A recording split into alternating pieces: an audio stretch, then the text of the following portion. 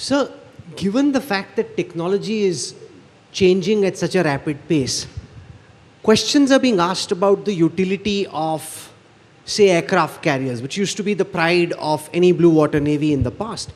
And now, with the prospect of supersonic missiles, laser weapon systems, asymmetric warfare, the concern that are we using old world doctrine to build up for a new world war? And the concern that some of what would earlier have dominated the seas, are they now frankly just sitting ducks? How do you look at this? So, Rahul, I would just make two statements. One is that we are all aware that the nature of warfare remains the same. And what is that? That is use of force and use of violence to prevail upon the adversary, to impose your will on him or. So that remains even today, irrespective of whatever else is happening. But the character of warfare is changing. And it has been changing at various intervals in our history. But in the last few years, especially in 21st century, this change has accelerated largely because of technology. So there have been doubting Thomases who have commented upon particular kind of platform, particular kind of weapon systems, whether it is still valid or not. And those are valid questions because people must ask, because there is money involved and there is capability involved. We in the Indian Navy have very clear and futuristic capability development plan with us. Studying whatever else is happening around us, we have made this plan.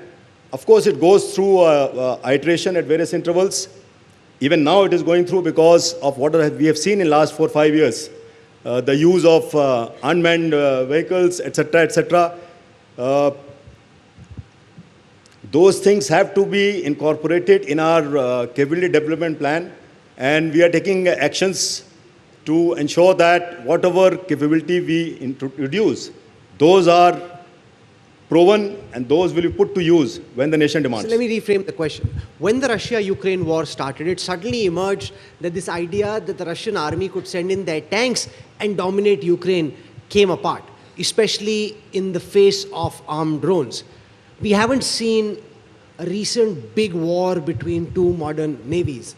My question and concern is, if this war were to start, say whether it's in the Taiwan Straits or wherever else, will we find that the nature of naval warfare has as dramatically altered from what our military planners envision naval warfare to be?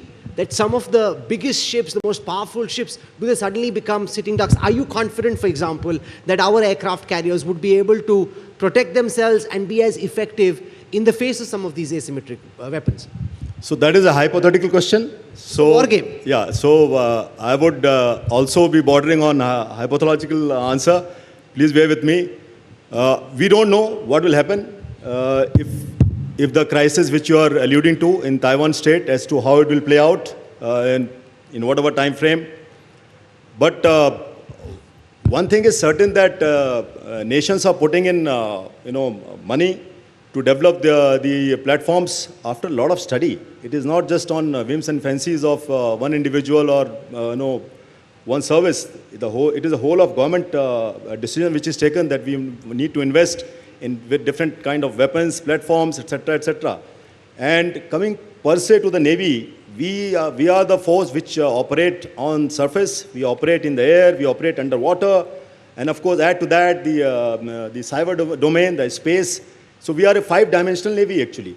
And therefore, if you have to deter, the whole thing starts with deterrence. If you have to deter an adversary so that he cannot or he should not infringe on our sovereignty, or he should not do anything which is untoward, which is not accepted to us as a country, then we have to ensure that we have the deterrence capability. And those deterrence capabilities are exemplified in terms of weapons, sensors, equipment, and capabilities which the Navy has got. The second, of course, is we need to deploy, and that is physical deployment of assets. And a Navy which cannot deploy cannot deter.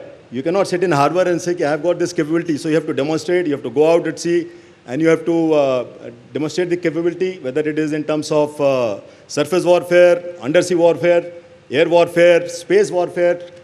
So all kinds of things you have to actually demonstrate. And in that sense, the platforms which you have named, I think they have still got a role to play. There is adequate, I would say, redundancy in terms of securing those assets, and especially in a maritime domain where assets are moving, 500 miles within 24 hours. So you may be detected. Today, you can be just assured the battle space is so transparent that everything and anything can be detected.